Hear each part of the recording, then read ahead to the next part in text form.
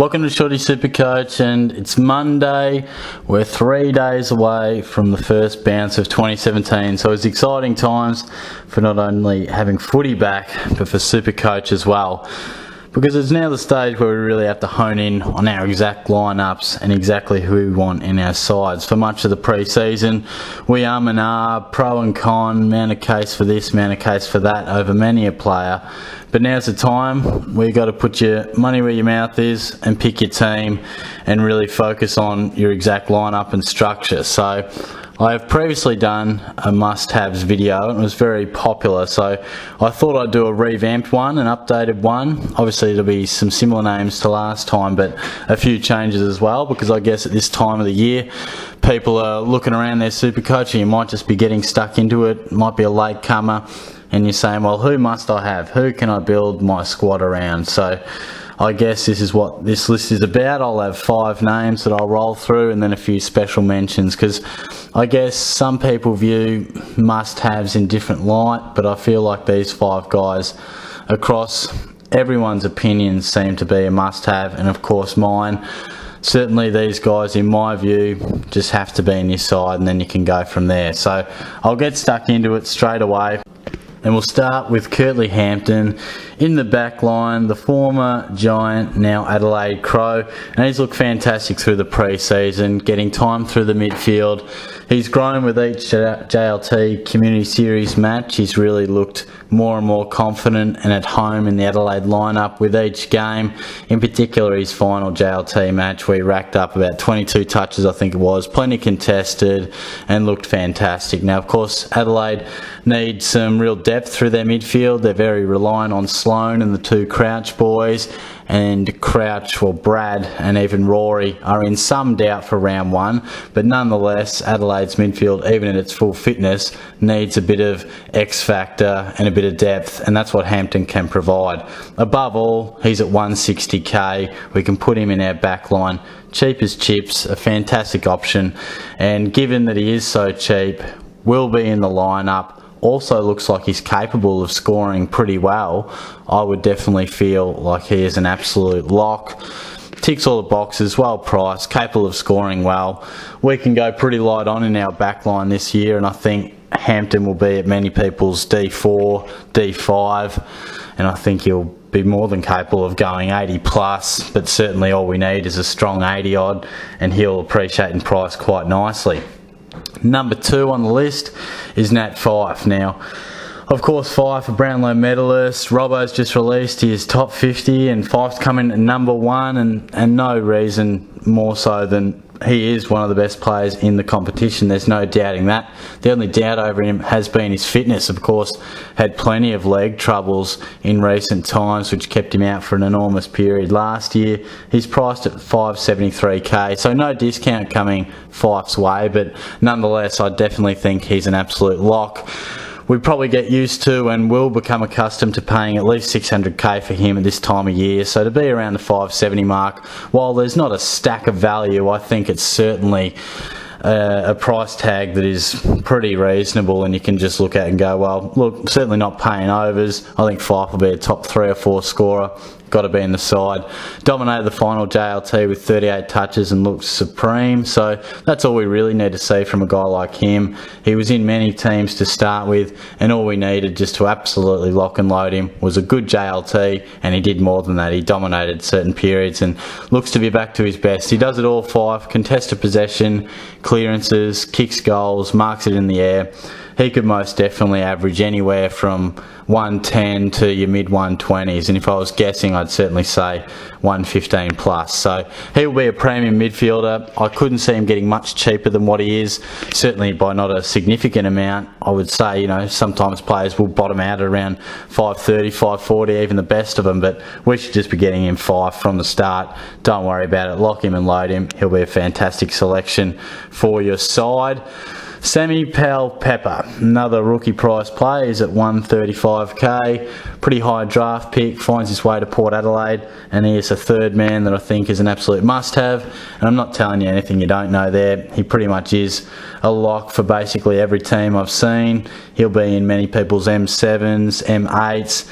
He's just a beast. He's looked unbelievable through the pre-season. It's rare that we see young guys come from their under 18 level and have immediate impact physically. Now, you sometimes see players who have great skill and poise and find the footy that way, but Pal Pepper does not look out of place physically in the engine room and looks to be able to match it with many seasoned footballers. So of course he's going to naturally have some ups and downs, given he is, you know, a young man and just making his way in the game. But as far as rookie price players go, there isn't any better than Pal Pepper.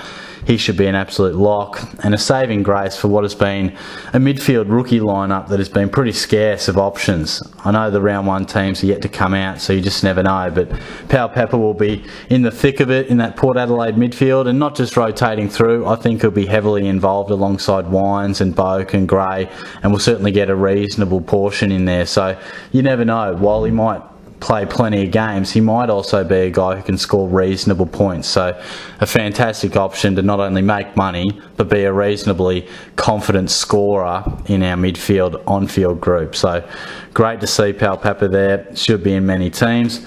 Luke Dalhouse, as we make our way up to the forward line, he's at 520k, and again, you just got to have him. If you don't have him, you're not taking the game seriously as far as I'm concerned. He's just probably the number one lock in the whole game, I would have to say. I couldn't see anyone else who I feel is more important. I thought he would have been the most popular player up there with your Dangerfields and Fifes. He hasn't been. I just think the fact that he's got a bit of value. I think if you look through his scores prior to the injury, he's definitely got three figures in him. I reckon he could even have around your 105, and then that he's a forward, you know. Add in the fact that it's very hard to predict which forwards are going to be keepers in top six. You can say with absolute assurity that Dalhouse will be top two, maybe top three if someone really bolts out of nowhere and maybe Tom Lynch explodes. But Dalhouse, you want him at the end of the season. He's very well priced in my opinion at this stage, so get him in now. It's pretty simple. He does it all, whether he needs his points by kicking goals, laying tackles, winning it on the inside, getting on the outside. He does it all. He's probably not going to get you too many 160s, but he'll find his way to 100 more often than not. He's a fantastic player and an underrated player, I feel, at the Dogs. Or not at the Dogs, but maybe the competition slightly underrates him. So lock him and load him. He'll be a great pick. And rounding out the top five must-have players, we'll head on along to the back line. Taylor Adams, certainly a man I think should be in everyone's team. A bit like Dalhouse, the fact that he's a midfielder in the other line. Of course, with Adams, it's the back line.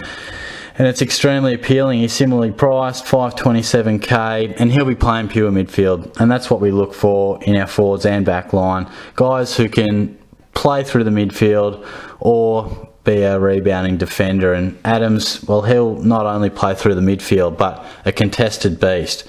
Yes, he can be a little injury prone. There is concerns about that, but I think his pre-season will look great.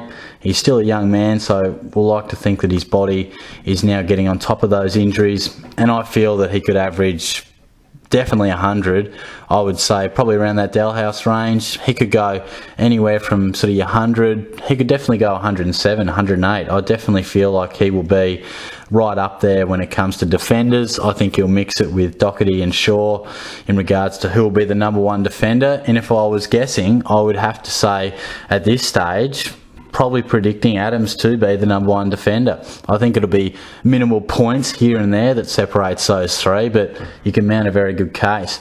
Loves it on the inside, loves the clearance. Yeah, he'll turn it over from time to time, but that's the way it goes in the midfield sometimes with those in and under types. You see it with Fife, you see it with Cripps. A few more clangers to their average than most, but that's because they're on the inside dishing it out more often than not. So he'll find his way into that Collingwood midfield extremely well, and he should definitely be in your side. So that's my top five of must-have SuperCoach players for 2017.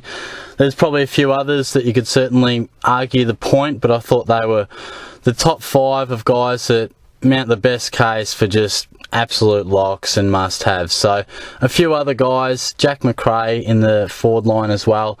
I'm surprised that he's only in about 20% of sides. I think he's pretty much a lock, to be honest. He and Dalhouse, I know a few people have been scared off by having two dogs and things like that, but as far as I'm concerned, I see McRae definitely averaging 3 figures, and as I said with Dalhouse, not too many forwards are putting their hand up to be absolute top 6 locks. I see McRae as one, so special mention to him. He was certainly in the mix, and I feel like he's a lock in my opinion, just probably hasn't been a lock in as many others, to be honest. Probably, I think at this stage he's sitting around 1 in 5 sides at 20%. Aaron Sandilands, extremely popular. The reason I didn't put him in the top 5 was because you could mount a pretty good argument that he is injury prone, and on that logic, then why should he be a must-have? He's a 35-year-old with a bad injury history, but he's not far off from being a must-have, and in my opinion, I feel like you've just got to go with him. I think he's worth taking the punt, particularly with a very likely type in Nankervis, providing us great insurance with the dual position swing. So I think he's pretty much a lock, but you know, probably not top 5 worthy, because a lot of people would say, well, how can you put Sandilands in, the old bugger who's injury prone? Surely he can't be a lock. But I think a lot of people, whether he's a lock or just a bloke that is definitely worth taking the gamble, I think he probably falls into that category. You may not lock him with supreme confidence, but you'd hate to miss the boat if he did fire. And I think at his price and the reward that you could get in comparison to the risk, definitely worth taking.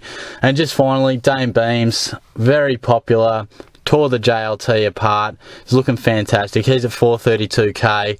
Again, with the injury, I wouldn't say he's an absolute lock. I have seen a few teams going with O'Meara and Swallow ahead of him, perhaps for maybe a more safer, not forking out as much cash for an injury-prone player. But, I mean, the thing with Beams, he's locked into my team. I feel like he'll, in that price range, his scoring is unrivaled at 400 to 450k.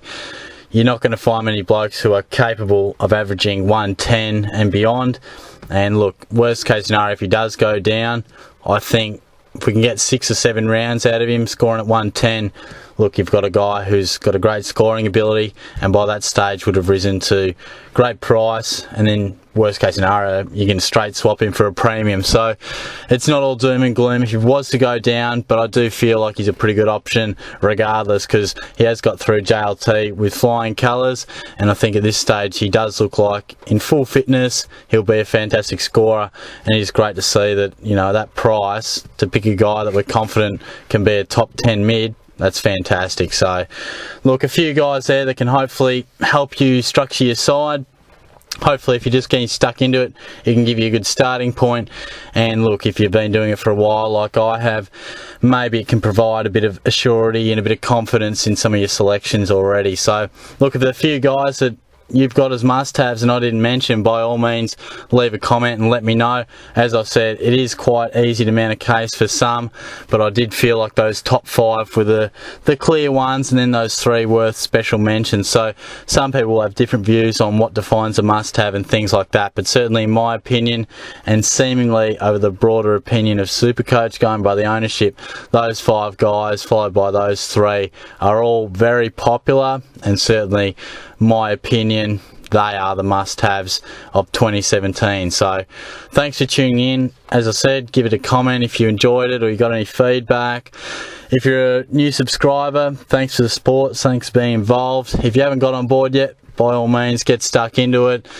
Great to see the SuperCoach page going well. Also, that's Facebook, getting a few likes. It's great to see the subs, more importantly too. Been getting at least a few each day, which is really pleasing. So if you haven't got along to the Facebook page, just shorty SuperCoach. But you know, the YouTube channel is really where it's coming from first. So I can understand if you're a regular YouTube watcher, then probably YouTube is your go. And look, we're pushing up to 620 already, which is my goal. So really pleased with that. And there'll be stacks of videos over the next few days. I'm looking to pump out at least 1 a day as we lead into round 1. So that'll be crucial to answer a few questions that you guys have been asking. And I guess the broader community of SuperCoach is wondering, you know, structures and things like that. So I've covered off on a few. Probably take a look at the forward line soon. I'll also have a SuperCoach traps video, probably probably a handful of guys that have been looking through some of the more popular players that I feel probably shouldn't be so popular, and guys that I feel shouldn't be in your side. So it's good to have must-haves, also good to outline a few traps. And look, that'll probably create a bit of discussion and probably a few disagreements because they are popular, so naturally a lot of people are probably going to disagree as I pour water over their keen selections. But look, you got to do both sides of the coin, so that will probably be shortly, maybe tomorrow. See how I'm tracking for time, but can't wait for footy, can't wait for round one. I'm sure you're the same, so thanks for tuning in, guys. Plenty of videos to come. I'll catch you soon.